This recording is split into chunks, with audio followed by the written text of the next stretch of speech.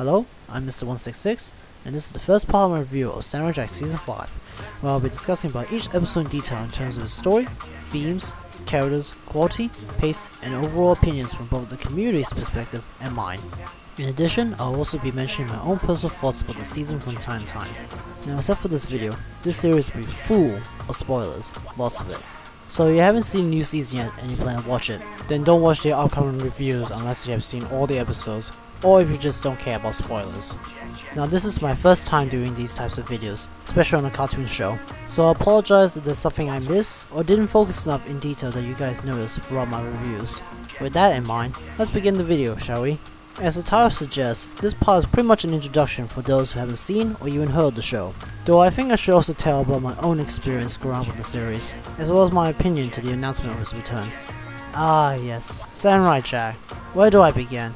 Oh wait, that's right, one of the things that made the show so good is its simplicity.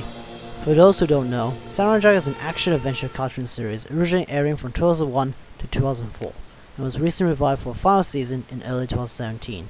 Created by Genndy Tartakovsky, who is also known for his other works such as Dexter's Laboratory and Hotel Transylvania, Samurai Jack tells a story about a man known as, well, Jack, a samurai warrior, voiced by Phil Lamar, who was sent through time to a dystopian sci-fi future ruled by the main villain named Aku, voiced by the late Mako Imasu. Jack now must find a way to get back to the past and defeat Aku before he can take over the world. Well, the premise is quite simple. What made this show so popular was its amazing cinematic action scenes, beautiful visuals, and creative use of music, just to name a few. At the time of its premiere, Samurai Jack was considered to be the most unique cartoon series ever created, as there wasn't many non-superhero or non-anime action shows like it before 2001.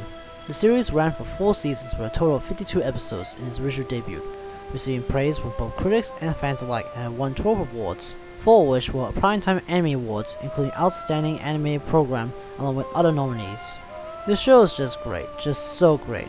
It's literally a work of art. To simply put, it's one of those series you have to watch before you die. You'll be amazed, on edge, laughing, sad, joyful, and shocked. You'll even be a bit terrified in some of the episodes, even the more lighthearted ones. Now, if you want to watch the original 4 seasons before seeing the 5th one, personally I would recommend you should watch the whole 52 episodes, just so you can experience what many Samurai Jack fans went through during the days of our childhood. But if you only want to catch up with the series and just watch the episodes that I consider to be the essential ones, here is my list of the episodes of Samurai Jack, starting from season 1 to 4 that you must see before watching season 5. You can however watch them in any order except for the first episodes, since the original series was in episodic style. For season 1, you must watch the first 3 episodes, of course, also known as the premiere movie, as they were bundled up into an hour-long experience. They pretty much tell you the general gist of what the story is about. The next is Jack, the Woolies, and the Creature Lights, then Jack and the Warrior Woman, Jack and the Three Blind Archers, Jack vs Mad Jack, Jack Under the Sea, Jack and the Gangsters, and finally every fan's favorite episode of season 1, Jack and the Scotsman. For season 2 is Jack Learns to Jump Good, Jack and the Scotsman 2, Jack and the Ultra Robots, Jack Remembers the Past, Jack and the Monks, Jack vs the Mungo, the Soul Collector, and lastly one of the show's Emmy Award-winning episodes, Jack and the Spartans. For season 3 there's Jack and the Rave, Jack and the Zombies, Jack and the Traveling Creatures, a big fan favorite for many, Jack and the Haunted House, Jack, the Monks, and the Ancient Master's Son, and finally the award-winning origin story episodes, The Birth of Evil, Part 1 and 2.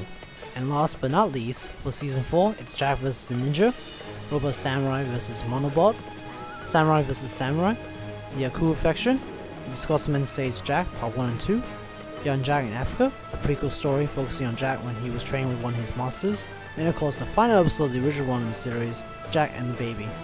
There's a lot more I didn't include for the sake of convenience for people who want to quickly watch the show before going on to see the new season. But there are some more episodes that I recommend for you to watch if you're able to spend a bit more time, such as Aku's Fairy Tales, Jack and the Smackdown, Jack vs the 5 Hunters, The Princess and the Bounty Hunters, Jack vs Aku, The 4 Seasons of Death, and one of the show's most tear-jerking and tragic episodes, Tale X49, just to name a few.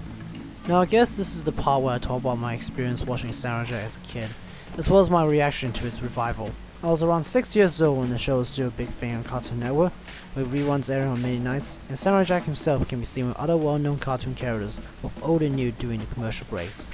It was a great time to be a kid in those years, a time where Cartoon Network had so many great cartoon shows you can look forward to watch. I remember the first time I saw the series, it was in awe how awesome it was. At the time, I had never seen a show like Samurai Jack before. It amazes me that cartoon series can be full of genuine intense action and emotional sequences, but can still have moments of comedy throughout many of the episodes. I will admit, I didn't fully see the show as a masterpiece until later on. When I was younger, I thought it was just another great cartoon series. But it was only a few years later after Samurai Jack had ended when I was watching the reruns that I now see the show as something more than just a cartoon. It's a work of art. Now, another thing I had to admit is that I didn't know that Samurai Jack ended on a cliffhanger. It was at the age of 12 that I discovered the series now had a proper conclusion to its story, which made a lot of fans disappointed, though I quickly found out that a movie was in the works despite the lack of recent news about it. So that gave me hope for both the show and main character himself that they'll one day get the ending they deserve. Many fans, including myself, wanted to see Jack return back to his home and can finally defeat Aku once and for all. But in 2015, an announcement was made on many online news websites throughout the internet that Samurai Jack was coming back for a 5th and final season on Adult Swim, which is a channel for mature audiences that has connections with Cartoon Network, in 2016, with Gendy being back to work on the series. Just like many other fans, I got really hyped up after that. Already 11 years had passed since the show was cancelled, so it was exciting to hear that the series was finally getting the ending that we've been waiting for. Although we had to wait for another year to actually see the release of Season 5, and a few of the fans weren't too sure that the art style would remain the same, I and many other fans were confident and patient enough that Gendy and his team would fulfill their promise. And with the release of the trailer in February 2017, we knew that the show from our childhood is back, and for me, I got even more excited for Samurai Jack's return. If you haven't seen the trailer for Season 5, you should watch it. You'll see why Samurai Jack's final season is on Adult Swim, and for good reasons. It's darker, more mature, and features a lot of things that the show couldn't do when it was on Cartoon Network, like actual blood. You know things are gonna get really intense this season.